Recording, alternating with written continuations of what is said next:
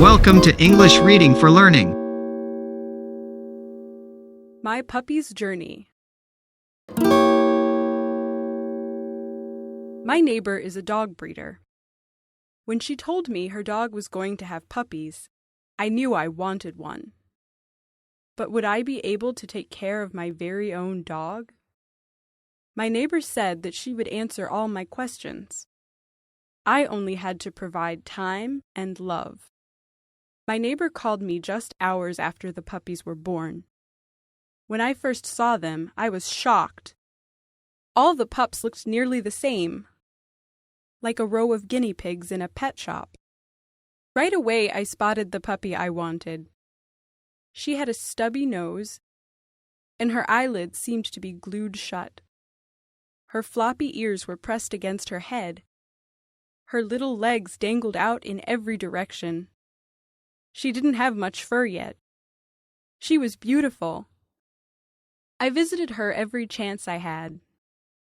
I was amazed at how much she and her brothers and sisters had to struggle just to stay alive.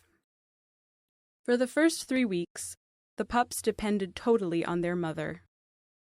They couldn't even go to the bathroom. The mother would gently lick their bellies so that the puppies could relax and relieve themselves. For their meals, they would suck milk from their mother.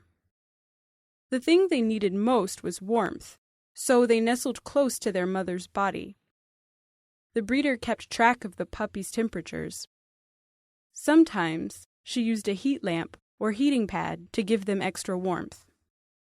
When my puppy was almost 2 weeks old, she opened her eyes to see her new world.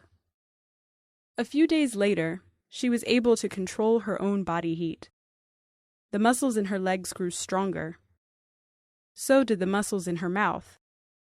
As I watched my puppy lapping milk from a bowl, I longed for the day when I could take her home. Her brain kept developing too. It told her to keep her home clean. I was proud of my pup when she wobbled away on shaky legs to find a bathroom spot away from her sleeping area. My puppy was starting to explore everything around her. When she was excited, she would let out a little yip. I spent hours watching her chase her own tail and shadow. At 1 month old, my puppy loved to play with her brothers and sisters. The breeder said that the pups were learning how to get along in life.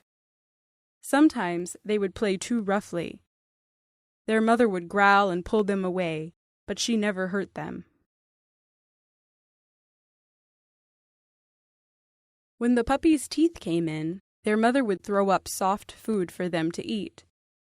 I thought this was disgusting, but my neighbor said it is a natural part of animal survival.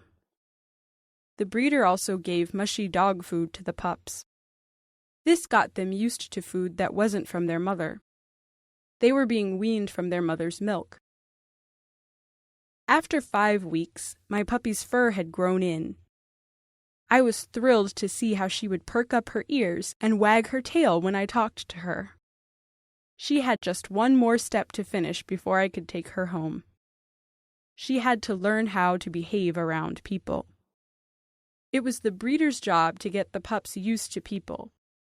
One at a time, the breeder would bring out the pups to play with her family, who were firm but kind. This taught the pups that humans, like the pup's mother, are caring and are also in charge. Finally, after 8 long weeks, I was able to take my puppy home. I had watched her grow from a weak and helpless puppy into an independent little dog. Now she needed me to teach her right from wrong, to love her and to protect her. I was glad I had decided to bring her into my life. She would truly be my best. Thanks for watching and listening. Please click like and subscribe for new and latest uploads.